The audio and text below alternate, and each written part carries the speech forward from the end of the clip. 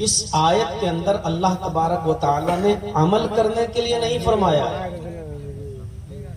ये नहीं कहा कि नमाज पढ़ो। सुनिए,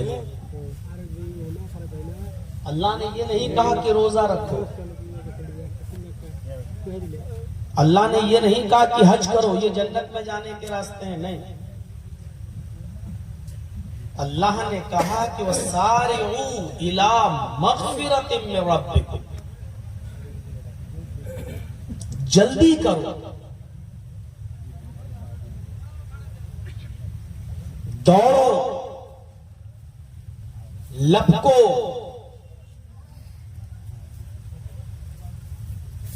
आज हमारी उम्र मान लीजिए, किसी की एक मिसाल दे रहा हूं, 40 साल है, 45 साल है, अभी हट्टा कट्टा है, चलता फिरता है, दौड़ता है। नमाज और रोजे की बात उसके सामने कही जाती है, अच्छी बात है इंशाअल्लाह। हज करने क्यों नहीं जा रहे हो? अल्लाह ने पैसा दिया है तुम्हें, सब कुछ है तुम्हारे पास, 2-3 लड़कियां हैं, शादी कर लूं उसके बाद चला जाऊं।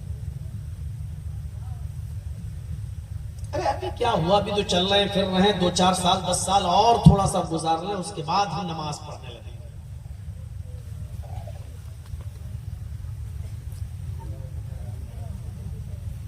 बहुत से बुजुर्ग मस्जिदों में जाते हैं, नमाज पढ़ते हैं, बल्कि जवानों से ज्यादा हम देखते हैं बुजुर्गों को कि वो सुबह जल्दी उठ जाते हैं, ठंडे पानी से वुजू भी बना लेते हैं, मस्जिद में चले भी जाते हैं, नमाज भी पढ़ लेते हैं, और जब उनसे पूछा जाए तो कहते हैं कि क्या है जिंदगी में, बस अल्लाह ही अल्लाह करना है, क्या करना। इस आयत के अंदर अल्लाह ने यह कहा ही नहीं है कि तुम नमाज पढ़ो, अल्लाह ने यह भी नहीं कहा कि तुम रोजा रखो, अल्लाह ने यह भी नहीं कहा कि तुम मेरी इबादत करो। अल्लाह ने यह कहा है कि नेक आमाल करने में, अपने रब की मग़फ़िरत को तलब करने में, जन्नत को हासिल करने में जल्दी करो, सुरात के साथ काम लो।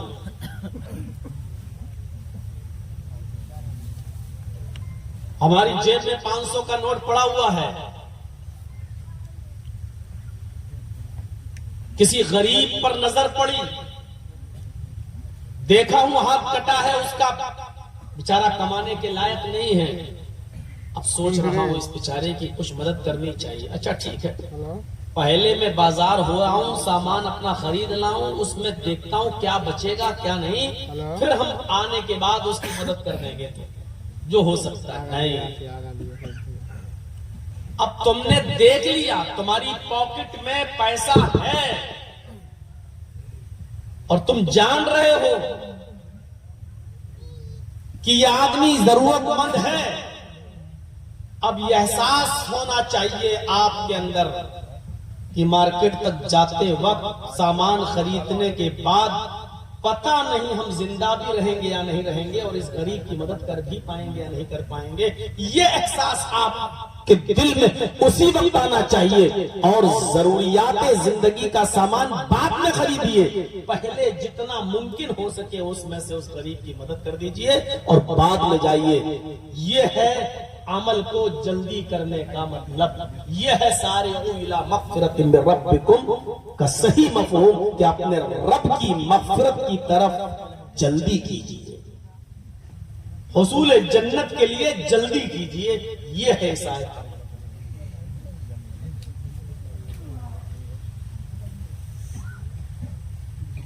जल्दी इबादत करने का और जल्दी नेक अमाल में जल्दी करने का मतलब यह है कि अब आपका कारोबार, आपका बिजनेस, आपकी दुकान, आपके ऑफिसेस, आपकी नौकरियां,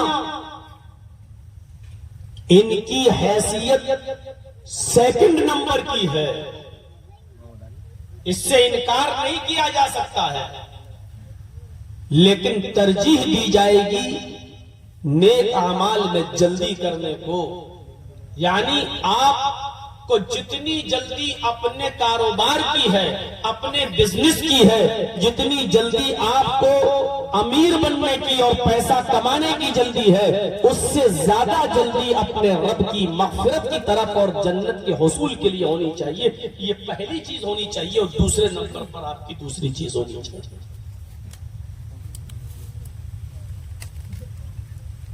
इस चीज को आप जहन में रखिए। सारे सुरात का मतलब ही होता है जल्द अज जल्द किसी काम को करना।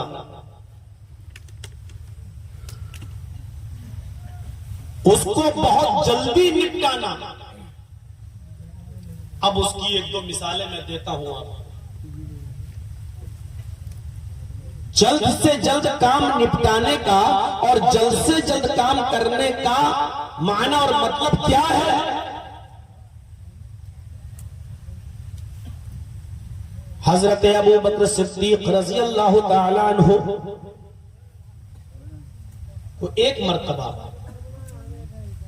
क़ज़ाए हाजत की जरूरत पड़ी। हर इंसान की एक फितरत है, उसको पेशाब और पायखाने की जरूरत भी होती है। इस वाक़े को इमाम बुखारी रहमतुल्लाह अलैह अपनी मशहूर किताब के अल अदबुल मुफ़रद के अंदर नकल करते हैं।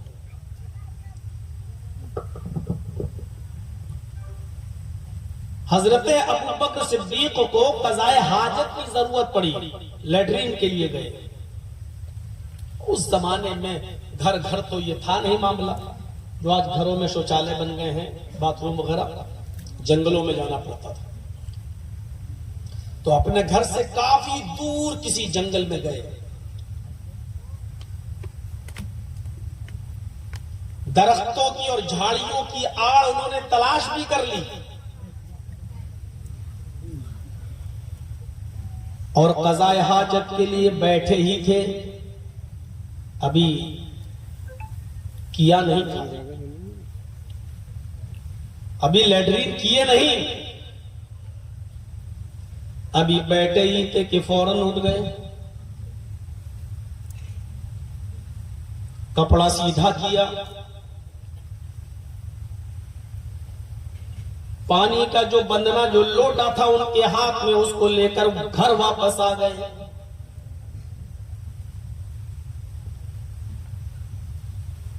फिर घर से कोई चीज लेकर निकले और जब उस काम को उन्होंने कर डाला तो उसके बाद फिर वो घर गए और पानी का बदना, पानी का लोटा लिया और फिर जंगल के अंदर जाते हैं। फिर झाड़ियों की आड़ में बैठते हैं और क़ज़ाए हाजत से फारिग होते हैं। रास्ते में बैठे हुए कुछ लोगों ने उनको देखा था। जब वो पहली बार क़ज़ाए हाजत के लिए गए तब भी देखा, वहां से जब लौट कर अपने घर गए तब भी देखा, और जब दोबारा ये क़ज़ाए हाजत के लिए गए तब भी देखा। तो रास्ते में जो लोग बैठे हैं ना, उनके दिमाग ज्यादा बड़े होते हैं। ये बार बार क्यों जा रहे हैं? अभी तो गए थे लोटा लेके, फिर लोटा लेके दोबारा क्यों गए? इनके दिमाग कंप्यूटर की तरह चलते हैं, बदगुमानियां ज़हन में आने लगती हैं। किसी पूछने वाले ने पूछ ही लिया है, अबू बकर अभी थोड़ी देर पहले तो आप क़ज़ाए हाजत के लिए गए ही थे, फिर आप वापस आए और अब फिर चले गए, क्या मतलब? पेट खराब हो गया क्या? लूज मोशन लगा हुआ है क्या? हम लोगों की जबान में ज्यादा खा लिया है क्या? क्या हुआ? कहीं दावत आमद थी, कहीं बदपरहेजी हो गई, ज्यादा खा लिया, ज्यादा पी लिया? ये बार बार आप लोटा लेके भाग रहे जंगल की तरफ, क्या मतलब है? जवाब सुनिए, और उस जवाब को सुनने के बाद देखिए, सारिऊ इला मग़फ़िरतिन मिन रब्बिकुम व जन्नतिन का मतलब क्या? फरमाया नहीं, मोशन नहीं लगा, लेटरीन नहीं हुई, पेट खराब नहीं है मेरा, फिर ये क्या है बार बार आना बार बार जाना। हजरत अबू बकर सिद्दीक का जवाब यह था कि मेरे भाई, पहली मर्तबा जब मैं कज़ाए हाजत के लिए गया, पहली मर्तबा जब मैं कज़ाए हाजत के लिए गया,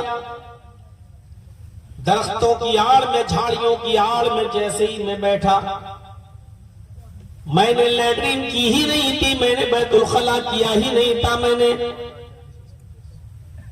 फौरन मैं उठ गया। जैसे ही मैं बैठा था, मेरे जहन में एक बात आ गई, मेरे दिमाग में एक बात आई,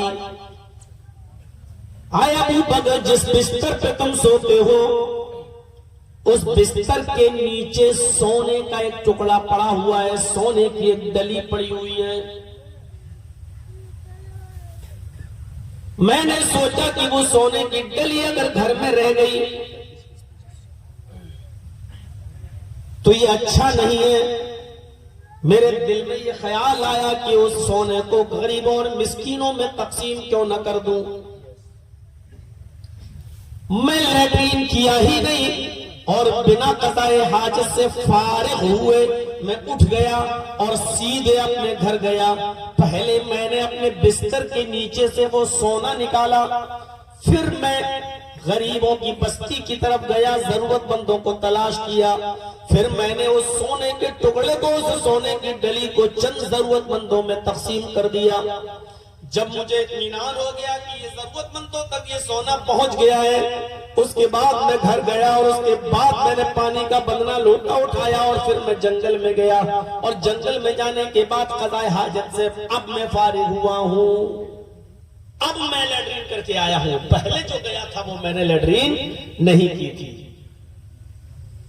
साहिल मुस्कुराते हुए कहता है, अबू बकर ये कौन सी अक्लमंदी है? साहिल ने कहा, पूछने वाले ने कहा, ये कौन सी अक्लमंदी है? ये काम तो आप पहली बार जब गए थे लैट्रीन के लिए, क़ज़ाए हाजत के लिए, आप लैट्रीन कर लेते, क़ज़ाए हाजत से फारिग हो जाते, उसके बाद में घर में आते और सोना निकालते और गरीबों में बांट देते। ये काम तो आप बाद में भी कर सकते थे। आप इस काम को करने के लिए इतनी जल्दी आपने की कि आप लैट्रीन भी नहीं की और पहले घर पहुंच गए, सोना लिया, फिर गरीबों में तकसीम कर दिया, उसके बाद आपने पानी का लोटा उठाया और फिर आप गए और दोबारा क़ज़ाए हाजत करने के लिए आप तब जाते हैं जब सोना गरीबों में तकसीम कर देते हैं। ये काम तो आप बाद में भी कर सकते थे। हजरत अबू बकर सिद्दीक फरमाते हैं कि हाँ, मैं ये काम बाद में भी कर सकता था, लेकिन मुझे डर लगा, इन्नी अखाफ,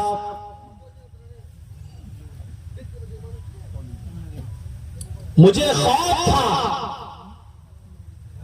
कि शैतान हमारे दिल के इरादे को बदल न दे, शैतान हमारे इरादे की लगाम को मोड़ न दे। अभी अभी हमारे दिल में जो नेक काम करने का ख्याल आया है, लैट्रीन से फारिग होने के बाद कहीं वो ख्याल मिट न जाए, वो ख्याल खत्म न हो जाए। शैतान कहीं मेरे इरादे की बात दौड़ को मोड़ न दे। शैतान खून की रगों में दौड़ रहा है, कहीं तो हमारे दिल में वसवसा डालकर इस नेक काम के करने का इरादा बदल न दे मेरा। इसलिए मैं क़ज़ाए हाजत से फारिग ही नहीं हुआ, पहले सोचा कि ये नेक काम कर लो। आए साहिल, क्या तुमने कुरान की आयत नहीं पढ़ी? वसारिऊ इला मग़फ़िरतिन मिन रब्बिकुम व जन्नतिन अर्ज़ुहा अस्समावातु वल अर्ज़ उइद्दत लिल मुत्तक़ीन। नेकी का इरादा जब भी तुम्हारे दिल में आए, फौरन तुम अपने रब की मग़फ़िरत की तरफ और जन्नत की तरफ दौड़ो और जिस काम को करने में जल्दी करो, उस जन्नत को हासिल करने में जल्दी करो जिसकी लंबाई और चौड़ाई, जिसका तूलो अर्ज़ ज़मीन और आसमान के बराबर है। कुरान की इस आयत को हमने अपने सामने रखा और जब ये नेक इरादा, अच्छे काम का इरादा, गरीबों और मिस्कीनों में सोने को, गोल्ड को तकसीम करने का इरादा मेरे दिल में जैसे ही आया, वैसे ही मैं फौरन अपने घर की तरफ निकल गया और मैं उस वक्त तक लैट्रीन से फारिग नहीं हुआ जब तक कि मैंने ये नेक काम नहीं किया।